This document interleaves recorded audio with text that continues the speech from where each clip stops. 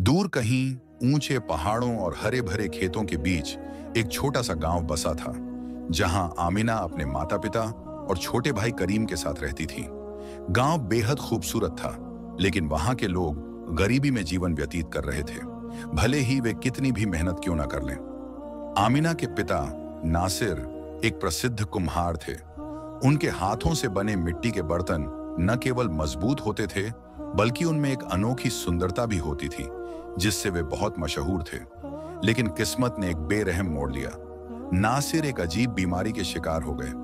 जिन हाथों से वे मिट्टी में जान डालते थे, वे अब कांपने लगे थे, जिससे वे कुम्हारी का काम करने में असमर्थ हो गए।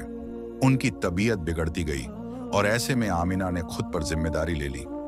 सुबह होते ही वह खेतों के पास नदी किनारे चली जाती, जहां सबसे अच्छी मिट्टी मिलती थी। वह खुद अपने हाथों से गीली मिट्टी इकट्ठा करती, उसे गूंथती और घर लाकर चाक पर आकार देती। ताजी मिट्टी की महक उसके दिल को सुकून देती, लेकिन उसके हाथों पर पड़े छाले और शरीर की थकान उसे यह एहसास दिलाते कि आगे का सफर आसान नहीं है। उसके पिता अपनी कमजोरी के बावजूद उसे हर दिन नई तकनीकें सिखाने की कोशिश करते, हालांकि ज्यादा देर तक बोल नहीं पाते थे। आमिना दिन भर बर्तन बनाती, उन्हें धूप में सुखाती और शाम को उन्हें रंगों से सजाती। आमिना बेटा, इतना ज्यादा मत थको, उसकी माँ लैला चिंता से कहती। माँ, अगर मैं यह काम नहीं करूंगी तो घर में खाना कैसे आएगा? आमिना मुस्कुराकर जवाब देती, लेकिन उसकी आंखों में जिम्मेदारी का भार साफ झलकता। अपनी बेटी को इतनी कम उम्र में इतनी बड़ी जिम्मेदारी उठाते देख लैला का दिल भर आता। लेकिन आमिना कभी हिम्मत नहीं हारती थी। बाजार वाले दिन वह बड़े जतन से अपने हाथों से बनाए मिट्टी के बर्तनों को कपड़े में लपेटती, सिर पर संतुलित करके गांव के बाजार तक जाती। शहर के चौक पर खड़ी होकर वह आवाज लगाती, शुद्ध मिट्टी के बर्तन, सस्ते और टिकाऊ। कभी कभी कोई ग्राहक एक दो बर्तन खरीद लेता तो कभी उसे खाली हाथ घर लौटना पड़ता, लेकिन उसकी हिम्मत कभी नहीं डगमगाई। उसके दिल में बस एक ही सपना था, अपने पिता के सपने को पूरा करना, अपने परिवार को गरीबी से निकालना और यह साबित करना कि एक लड़की भी वह सब कुछ कर सकती है जो समाज केवल लड़कों से करने की उम्मीद रखता है। लेकिन उसे नहीं पता था कि तकदीर ने उसके लिए एक ऐसा रास्ता चुना था जिसकी वह कल्पना भी नहीं कर सकती थी। आमिना ने बिना थके मेहनत की थी। पिछली रात वह देर तक जागकर अपने मिट्टी के बर्तनों पर नाजुक और खूबसूरत डिजाइन बना रही थी। सुबह होते ही वह अपने सामान के साथ बाजार पहुंच गई। आज बाजार में खूब चहल पहल थी। दुकानदार अपने स्टॉलों के बाहर खड़े होकर ग्राहकों को बुला रहे थे। अपनी चादर जमीन पर बिछाकर आमिना ने ध्यान से अपने बर्तन सजाए। धूप में उनके रंग और भी चमक रहे थे। एक उम्मीद भरी मुस्कान के साथ उसने राहगीरों को बुलाना शुरू किया। शुद्ध मिट्टी के बर्तन, मजबूत और सुंदर, आइए देखिए। कुछ ही देर में ग्राहक आने लगे। किसी ने कटोरे खरीदे तो किसी ने पानी के घड़े पसंद किए। आमिना को महसूस हुआ कि आज की बिक्री अच्छी हो सकती है, लेकिन तभी अचानक अफरा तफरी मच गई। हटो, रास्ते से हटो! एक सफेद घोड़ा तेजी से बाजार के बीचों बीच दौड़ता चला आ रहा था। लोग डर के मारे इधर उधर भागने लगे, लेकिन आमिना के पास संभलने का समय नहीं था।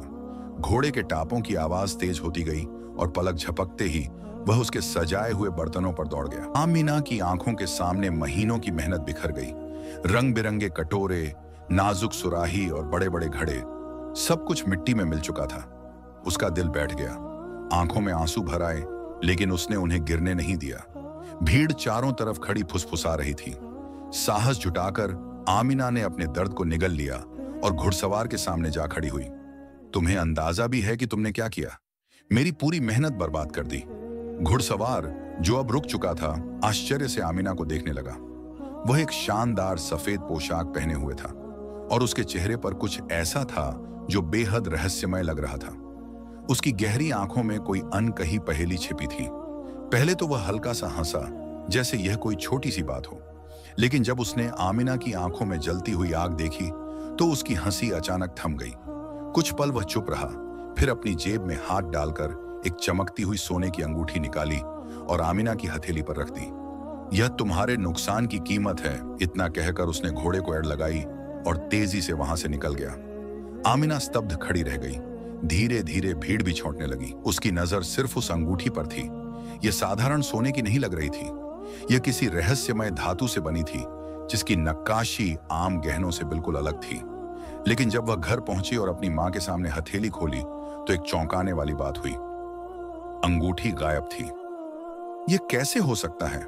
आमिना ने घबरा कर कहा। उसका दिल तेजी से धड़कने लगा। क्या यह सिर्फ एक भ्रम था या फिर वह घुड़सवार सच में कोई रहस्यमयी शख्स था? वह इन्हीं विचारों में खोई थी कि तभी उसका छोटा भाई करीम दौड़ता हुआ अंदर आया। उसकी नन्ही हथेलियों में वही सुनहरी अंगूठी थी। बहन, देखो, ये मुझे रास्ते में पड़ी मिली, करीम ने उत्साह से कहा। उसकी आंखें चमक रही थीं। आमिना का दिमाग घूमने लगा। यह क्या हो रहा था? जो अंगूठी उसकी मुट्ठी में थी वह अचानक गायब हो गई और फिर उसके भाई को रास्ते में मिली। क्या यह सिर्फ इत्तेफाक था या फिर इस अंगूठी में कोई राज छुपा था? यह सवाल आमिना के दिल में हलचल मचा रहे थे, लेकिन उसे इस बात का जरा भी अंदाजा नहीं था कि यही अंगूठी उसकी जिंदगी की दिशा को हमेशा के लिए बदलने वाली थी। अगली सुबह आमिना एक बार फिर अपने काम में जुट गई। उसने चाक पर मिट्टी रखी, खूबसूरत बर्तन बनाए, उन पर बारीक नक्काशी की और फिर धूप में सूखने के लिए रख दिया। पिछले दिन की घटना ने उसे दुखी कर दिया था, लेकिन उसने हिम्मत नहीं हारी। उसे पता था कि अगर वह रुकी तो उसका परिवार भूखा रह जाएगा। दोपहर को जब वह अपने ताजा बने हुए बर्तन लेकर गांव के बाजार पहुंची तो उसकी मुलाकात रफीक से हुई। रफीक एक नेक दिल नौजवान था और एक मशहूर व्यापारी का बेटा था। वह अक्सर बाजार आता और आमिना के बनाए हुए बर्तनों की सराहना करता।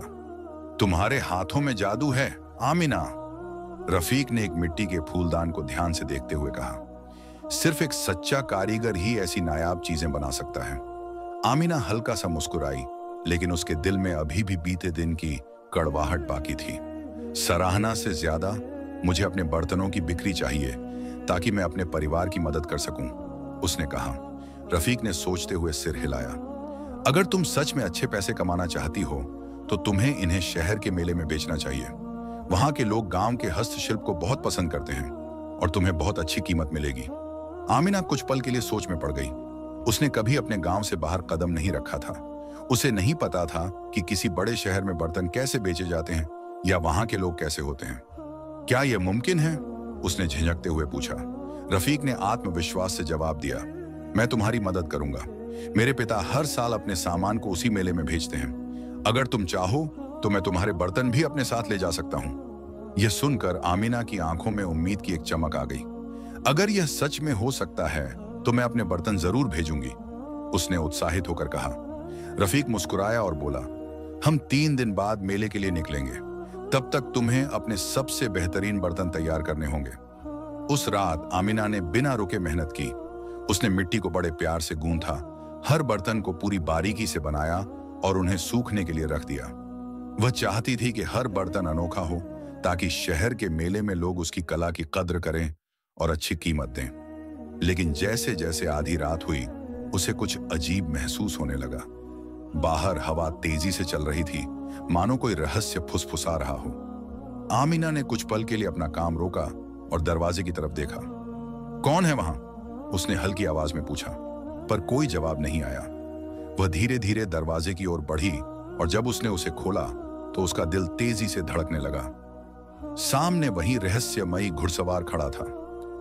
तुम? आमिना की आवाज हल्की सी कांपी। वह चुपचाप उसे देखता रहा, मानो उसकी आंखों में कोई गहरा राज छिपा हो। तुम इतनी रात को यहां क्यों आए हो? आमिना ने साहस जुटाकर पूछा। कुछ पल के लिए वह शांत रहा, फिर धीरे से बोला, क्या तुम शहर के मेले में जा रही हो? आमिना हैरान रह गई। उसे यह कैसे पता चला? हाँ, लेकिन इससे तुम्हें क्या फर्क पड़ता है? उसने थोड़ा सख्त लहजे में पूछा। घुड़सवार हल्का सा मुस्कुराया, जैसे उसकी हिम्मत से प्रभावित हुआ हो। जब वहां जाओगी तो सावधान रहना आमिना, हर चमकने वाली चीज सोना नहीं होती। इतना कहकर उसने घोड़े की लगाम खींची और कुछ ही पलों में अंधेरे में गायब हो गया, जैसे कोई हवा का झोंका। आमिना वहीं खड़ी रही, उसकी बातों के मतलब को समझने की कोशिश कर रही थी। यह सब क्या था? वह बार बार उसकी जिंदगी में क्यों आ रहा था? और उसकी बातें, क्या वे किसी खतरे की चेतावनी थीं? कुछ दिन बीत चुके थे और आमिना दिन रात मेहनत कर रही थी। उसकी हथेलियां हमेशा मिट्टी से सनी रहती। नींद की कमी से उसकी आंखों के नीचे गहरे काले घेरे पड़ गए थे, लेकिन उसने हिम्मत नहीं हारी। हर नया बर्तन, हर नाजुक नक्काशी उसे अपने सपने के और करीब ले जा रही थी। बस एक और दिन, फिर सब कुछ मेले के लिए तैयार हो जाएगा, उसने खुद से कहा। लेकिन जैसे ही वह अपना आखिरी बर्तन बनाने के लिए चाक पर झुकी, बाहर घोड़े के टापों की आवाज गूंज उठी। वह ठिठक गई। इस वक्त यहां कौन आ सकता है? उसका दिल तेजी से धड़कने लगा। उसने दरवाजा खोला तो सामने वही रहस्यमयी घुड़सवार खड़ा था। चांदनी में उसका चेहरा पहले से भी ज्यादा रहस्यमयी लग रहा था। चांदी जैसी रोशनी उसके सुनहरे कपड़ों पर पड़ रही थी और उसके हाथ में कुछ चमक रहा था। तुम बहुत मेहनती लड़की हो, वह गंभीर स्वर में बोला। ये सोना लो, ये तुम्हारे काम आएगा। आमीना ने हैरानी से उन सोने के सिक्कों को देखा। क्यों? मैंने तुमसे कुछ नहीं मांगा।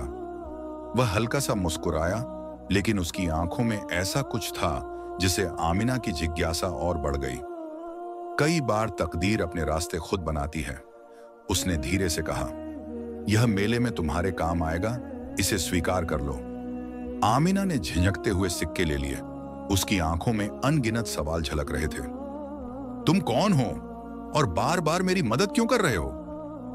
उसने सीधे पूछ लिया। घुड़सवार ने कुछ पल के लिए आसमान की ओर देखा, जैसे कोई भूली हुई याद उसके जहन में कौंध गई हो। फिर धीमे स्वर में बोला, इसका जवाब देने का वक्त अभी नहीं आया है। बस इतना समझ लो कि मैं तुम्हें सफल होते देखना चाहता हूं। इतना कहकर वह अपने घोड़े पर चढ़ा और कुछ ही पलों में अंधेरे में विलीन हो गया, मानो कभी आया ही ना हो। आमीना ने दरवाजा बंद किया और उन सिक्कों को गौर से देखा। उन पर अजीब सी नक्काशी थी जो आम सिक्कों जैसी नहीं लग रही थी। ये कहाँ के सिक्के हैं? उसने खुद से बुदबुदाया। उसी वक्त उसकी माँ लैला जाग गई और उसे दरवाजे के पास खड़े देखकर हैरान रह गई। बेटी, तुम अभी तक जाग रही हो? लैला ने पूछा। आमीना ने झटपट सिक्कों को अपनी हथेली में छुपा लिया और मुस्कुराकर बोली, हाँ माँ, मैं बस अपने बर्तनों को देख रही थी। अगली सुबह आमीना ने अपने सारे बर्तन बड़ी सावधानी से पैक किए और रफीक के साथ शहर के मेले के लिए रवाना हो गई। सफर लंबा था, लेकिन आमीना के दिल में एक अजीब सा उत्साह था। उसे महसूस हो रहा था कि यह सफर उसकी जिंदगी बदल सकता है। तुम बहुत खुश लग रही हो, रफीक ने कहा। आमीना हल्का सा मुस्कुराई और बोली, हाँ, ऐसा लग रहा है जैसे किस्मत मेरे साथ है। लेकिन उसे जरा भी अंदाजा नहीं था कि तकदीर उसे किस राह पर ले जा रही थी। लेकिन आज किस्मत उसके साथ नहीं थी। सुबह से ही वह गांव की गलियों में घूम रही थी, मगर एक भी बर्तन नहीं बिका। चाचा, ये हाथ से बने मिट्टी के बर्तन ले लो, बड़े प्यार से बनाए हैं। चाची, ये मिट्टी के गुलदस्ते आपके घर को और खूबसूरत बना देंगे। लेकिन कोई रुचि नहीं ले रहा था।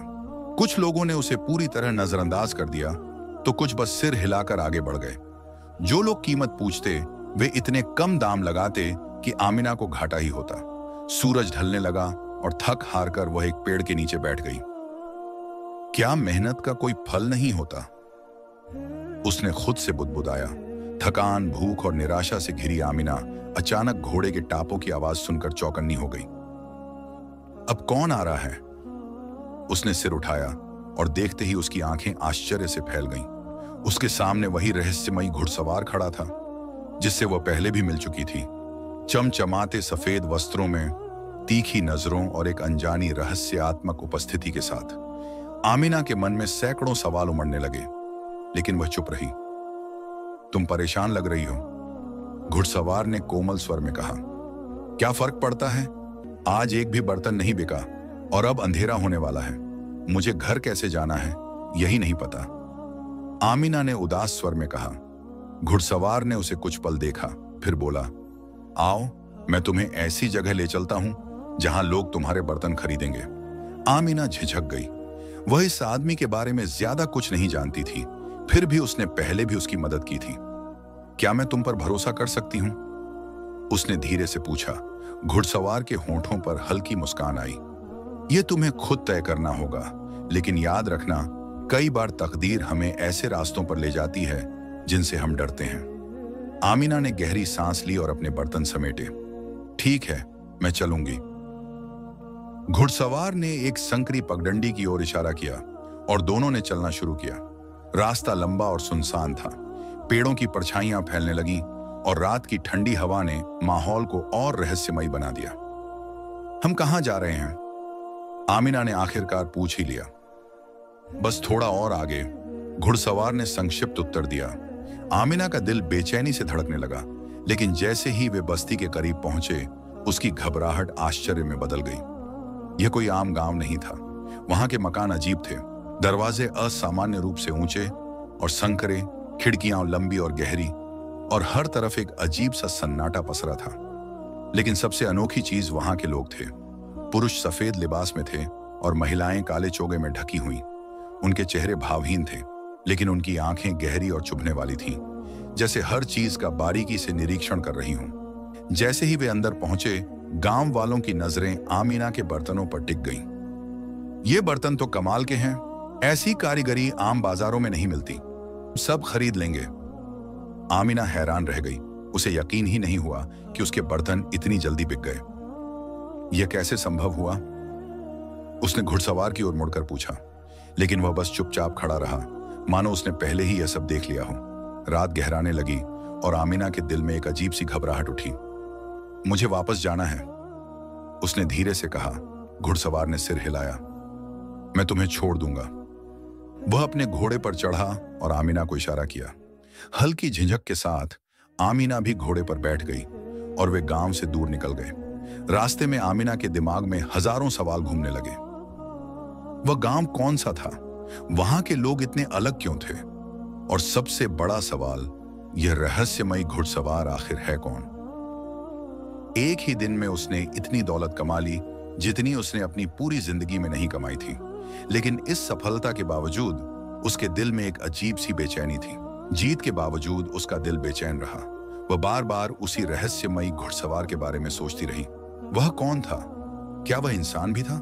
एक शाम जब सूरज क्षितिज के पीछे डूब रहा था, आमिना ने अपना मन साफ करने के लिए जंगल की ओर चलने का फैसला किया। हल्की पगडंडी पर चलते हुए अचानक उसे महसूस हुआ कि कोई उसे देख रहा है। कौन है वहां? उसने घबराकर पुकारा। अंधेरे से एक छाया उभरी, एक वृद्ध व्यक्ति जिसकी लंबी दाढ़ी थी, आंखों में गहरी समझदारी और चेहरे पर समय की गहरी लकीरें। उसने आमिना को गौर से देखा और धीरे से कहा, तुम वही लड़की हो, है ना, जो उस गांव तक गई थी? आमिना का दिल जोर से धड़क उठा। तुम ये कैसे जानते हो? वृद्ध ने एक रहस्यमयी मुस्कान दी। बहुत कम लोग उस जगह तक पहुंच पाते हैं, और जो वहां जाते हैं वे फिर कभी साधारण नहीं रहते। आमिना की सांसें तेज हो गईं। लेकिन वह जगह, वे लोग, वे थे कौन? वृद्ध व्यक्ति ने उसे कुछ देर देखा, फिर धीमे स्वर में कहा, क्या तुम सच में नहीं जानती? आमिना स्तब्ध खड़ी रही। वह सच जानना चाहती थी, लेकिन उसे डर था कि यह सच उसकी दुनिया को बदल कर रख देगा।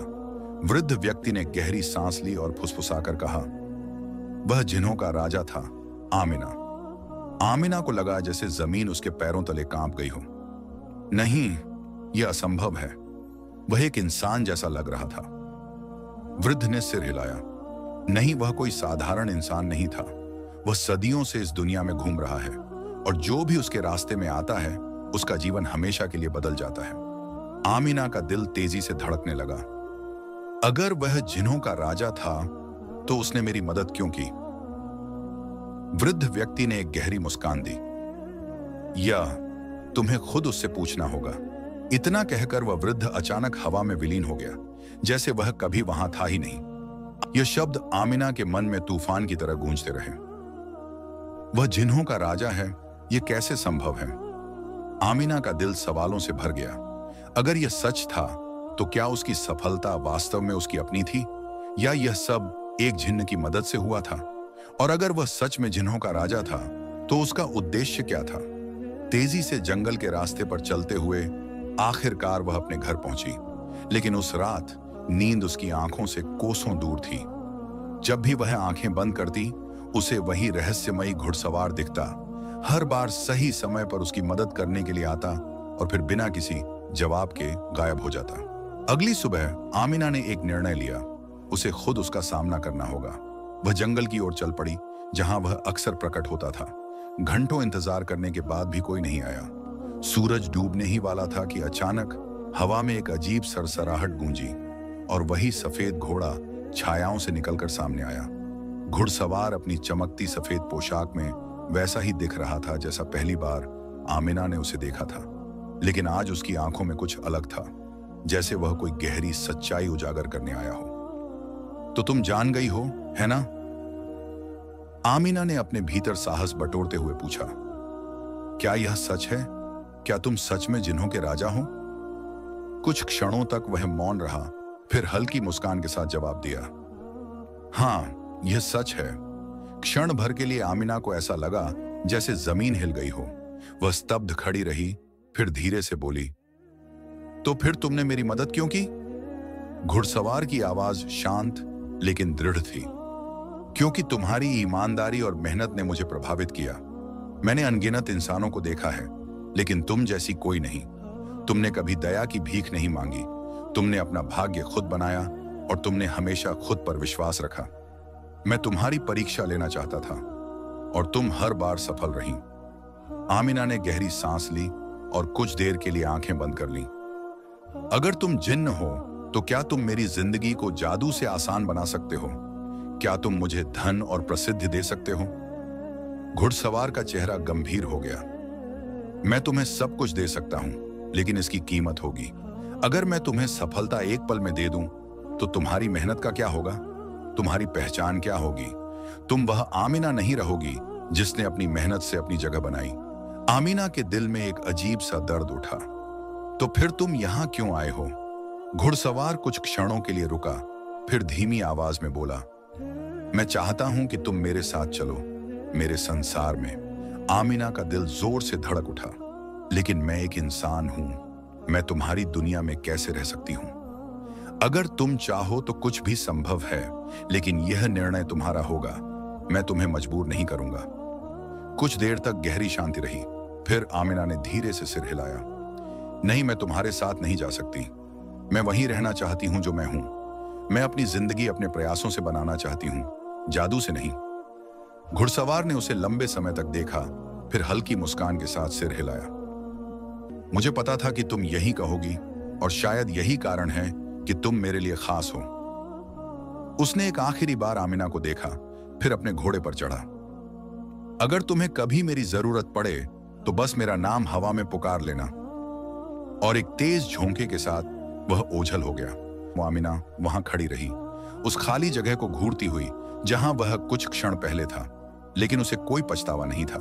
उस रात जब उसने आसमान में तारों की ओर देखा तो उसके चेहरे पर एक हल्की मुस्कान थी। अब वह जानती थी वह कभी भी सच में अकेली नहीं होगी, लेकिन उसकी असली ताकत उसकी अपनी मेहनत और समर्पण में थी। अगली सुबह आमिना ने फिर से मिट्टी उठाई, एक नया बर्तन गढ़ा और अपनी जिंदगी की ओर एक नए सपने और अनगिनत संभावनाओं के साथ कदम बढ़ा दिए।